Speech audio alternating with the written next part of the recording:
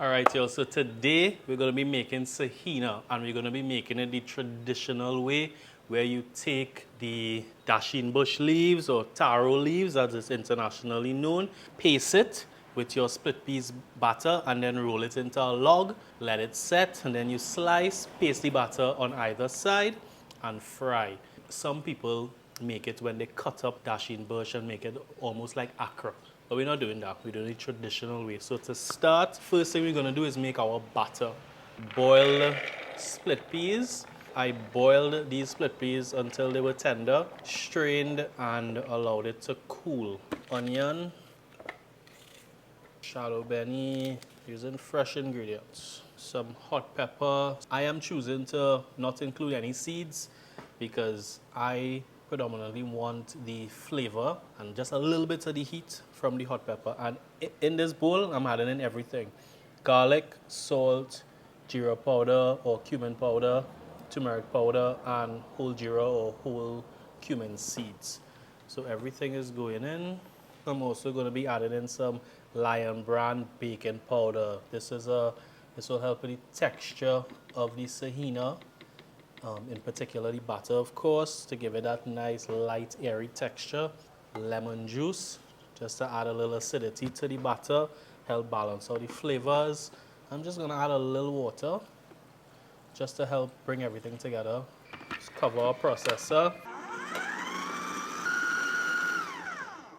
Alright, so whenever you're processing anything, it's always good to scrape down the sides. And I didn't necessarily have to add any water, but just to process everything a little quicker and more evenly. Alright, so let's check it. Alright, so we're about there. The reason it's still so runny is because I added the water. You don't have to add the water, but I just added it to just help break everything down. The lemon juice is more than enough liquid to add to your processor to bring everything to a nice thick paste. So Lion Brand self-rising flour and Lion Brand split peas flour. So it's Saheena. Main ingredient aside from Dasheen bush leaves or taro leaves is split peas. So I'm using split peas flour and boiled split peas in my batter. So what I'm going to do now is I'm going to add my processed mix into my flours. So here I have the rest of my water, but I'm not going to add it as yet. I want to mix this in first. This batter has to come to a thick, pasty consistency, as this is what I'm going to use to get my taro leaves to stick together, or Dasheen bush leaves, and also as a paste on either side when frying. So I'm just going to add in a little at a time because I do not want this to be too wet. Remember, you could always add. It's a lot more difficult to take out. But worst case, if it gets too runny, God forbid you add too much water, I would add split peas flour to thicken instead of regular flour. Everything coming through, you're seeing pieces of the pepper. So Saheena is a popular street food item, predominantly eaten breakfast time here in Trinidad. East Indian inspired dish. But apart from breakfast, we eat it as a snack. Very affordable food also. So just add a little more water. And also, when this sits, the split peas flour and the self-rising flour is going to continue to absorb additional moisture. Alright, so we're going to set this aside and then start to process our taro leaves or Dasheen bush leaves. Alright, so our batter is mixed. What we're going to do now is start to process our Dasheen bush leaves or taro leaves. So I'm going to show you what we need to do. The first step we need to do is we want to remove the stem. So you just break it here and then you just pull it down the back. The tip of the leaf, you also break off. These two things tend to scratch your throat if left on. And then once that's done, I'm going to take my rolling pin and roll out the leaves. Why am I doing this? This will give you an even leaf to work with when assembling your Saheena log, if you will. Yeah? So you want to just do that until you get all. Let me show you one more time. So I'm taking the stem, and this is the back side of the leaf. This is the front, this is the back. And I'm just breaking it off. Pull it off. And then the tip of the leaf, I'm breaking off. Once it's break off, you just lay it flat on your board and you just roll it out. Rolling it out. Yeah, so I'm going to continue to do that until all my leaves have been prepped, and then we will start to assemble. So one of the things I like to do, you don't necessarily have to do this, but when I finish roll it out, I like to group them in size.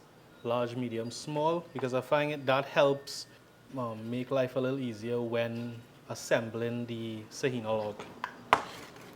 All our leaves have been rolled out flat, and as I said earlier, I like to assemble them in order of size. Large, or extra large, large, medium, small, however you want to call it. So I'm going to use my board to build my layers and roll into a log. Yeah, so I like to start with the larger leaves, and it's okay if you don't get a perfect rectangle at the beginning, because you'll see at the end what I do to help give it that shape. So how you want to go about assembling this is pretty simple.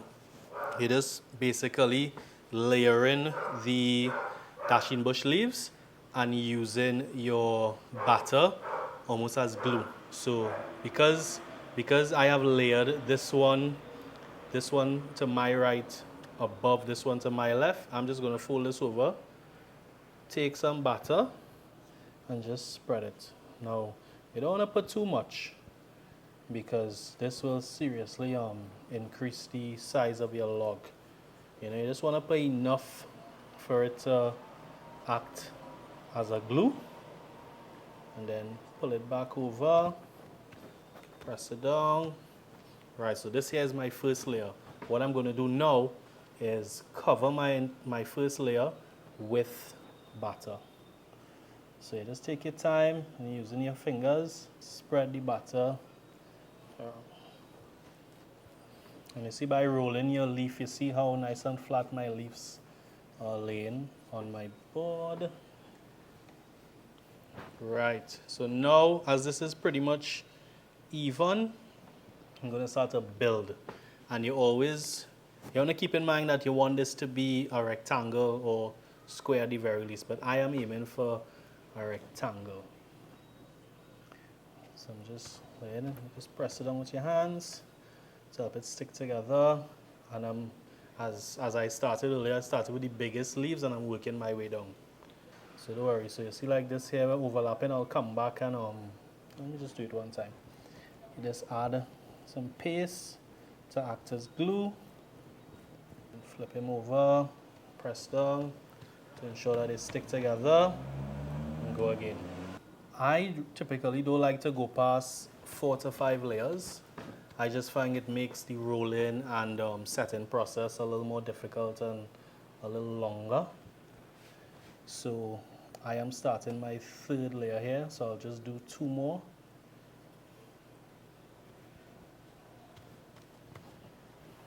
We're going to be assembling or adding on our last layer here. This is my 5th layer.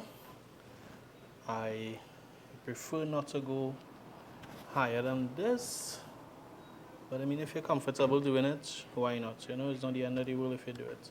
So I'm going to continue to layer, and on my last layer I will also be adding a layer of the batter before we start a roll. So I'm going to continue to add in my last layer, and then we will just come back and I'll show you how I roll my log. Alright, so now that I've finished pasted the last layer of leaves, the object of the game here is to roll it into a log and then allow it to set and firm up a bit before we slice and apply more batter to either side and deep fry. What I'm going to do is just tuck in all these sides.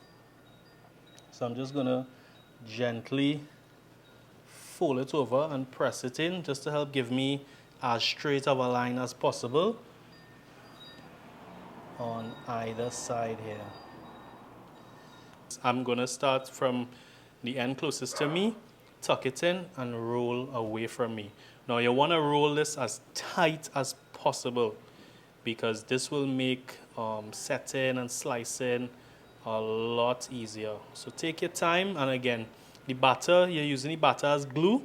So as long as your batter is nice and thick, it will help. So take your time and slowly roll it in as tight as possible. You don't want to rush this process. And what you could always do too is any leaves that may not be stuck together, you could just take a little extra batter and use it as glue and stick your leaves together. If you go too tight, you could run the risk of bursting your leaves. It's something you'll just have to get the hang of. All right, so I laid out a long piece of cling. So what I'm gonna do now, I'm gonna pick up the log and rest it to the end closest to me and then roll it away from me. Ready? Pick it up, rest it on, and then now to roll it and tuck it in tight as possible. And then what I'm gonna do here is I'm holding the ends of the cling and I'm gonna just roll it into a log. Roll it into a log, and what will happen as the cling twists and tightens is gonna tighten the log.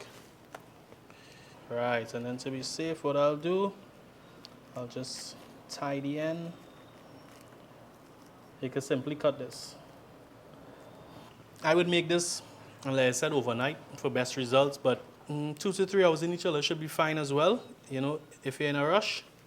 All right, so we're gonna put this in the chiller and then come back, slice, apply the batter to either side and deep fry. All right, so just before we slice our Saheena, we're gonna preheat our oil. Ideally, you want it at about 325 degrees Fahrenheit. That will give the Saheena enough time to cook from the inside out without burning the Saheena. So time to unroll and slice our Saheena batter, our Saheena log. Right, so we just open it up here. So I'm just taking a bread knife. I would say any serrated knife. Right, so what I'm gonna do now, we're just gonna switch. Yeah, in terms of thickness, I would say about a 1/2 inch thick. I would cut it. I wouldn't want to cut it too thick because you want it to fry very evenly. You want the insides to cook before the outside gets burnt. So once you paste both sides, straight into the oil you go. This is a pretty quick process because you really can't keep it in your hand for too long once you paste on the batter. Let it fry and let it float up naturally. So your red could come in here, you'll see like this one here is still sticking, but eventually he will just break off just as the others did and float to the top after about a minute or so. Alright, and while those are frying, I'll just continue. Right, so we see all our Saheena is floating. So what I want to do now, I'm just going to turn them over so that they can cook evenly on both sides. If you are unable to regulate and maintain the temperature of your oil, an easy way to tell if your Saheena is fully cooked is by the amount of bubbles around your Saheena. What's happening there is because frying is a dry method of cooking, the hot oil is drawing out all the moisture from your Saheena. So our Saheenas are ready to come out. How do I know that? You can tell by the color and also by the minimal amount of bubbles or moisture that's escaping from the Saheena. So I just want to drain off any excess liquid and then transfer to my wire rack to allow all excess oil to drain off. Right, and I am just going to continue. Alright, y'all, so the Saheena has been fried and it's ready to taste. So I brought mommy. Here you go, mommy. Thank you. You like it like this, or you like how they make it like akra? You know, some of them No, I like it like this. Yeah, me too. Oh, maybe All a right, little cheers. bigger, but What, you want it bigger than this? a little bigger. Well, they can eat too, you know. If you want to cut it and stuff it. Check out the inside. Crispy on the outside, Just the onions there. Mommy approve? You don't need it, nothing with this, man. It can't be the original thing. Nice. We have to set up the stall for food. How much is it? $7 for one? Oh yeah. So you all see how easy it is, right? You all can make this right at home. So as always, thanks for watching. Thanks for supporting us. We hope to see you all again. Right? Bye.